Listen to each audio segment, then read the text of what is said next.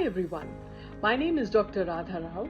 I'm an obstetrician gynecologist at Apollo Cradle Jayanagar, Bengaluru and JP Nagar Janani Clinic, Bengaluru. Today my video is about HPV vaccine. So there's a buzz about the HPV vaccine these days. So human papilloma virus vaccine is advised to be taken by whom, for whom, and what are the side effects. I would like to tell you about these important things in a short video today. So HPV vaccines are advised for all girls, boys, men, women aged between 9 and 26 years of age. So this should be taken ideally before the age of 15 years, where 2 doses are enough. So the 2 doses are taken about 6 months apart. So if you take the first dose today, the second dose will be after 6 months. This is before 15 years of age. After 15 years, there are 3 doses to be taken, 0 to 6. So you take the first dose today, the second dose is after 2 months, and the third dose is 6 months after the first dose. So what about people over the age of 26 years? So between 27 and 45 years of age, if you want to have this HPV vaccine, you have to talk to your doctor. It can be given, but the advantages and any sort of use or not that usefulness of this vaccine will be discussed with you by your doctor. That is the first thing. Second, what does it prevent? So vaccines are best taken before the actual infection happens, and most of the vaccines cause a mild infection, because of which you produce antibodies, and when the actual infection comes, your body is prepared to fight them. So this prevents HPV associated cancers and warts. So what cancers are caused by HPV viruses?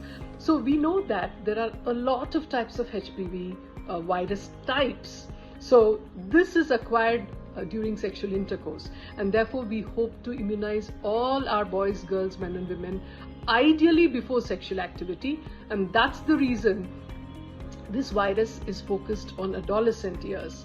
So if you take this vaccine correctly, so it will prevent you from getting majority of the HPV viruses that are out there.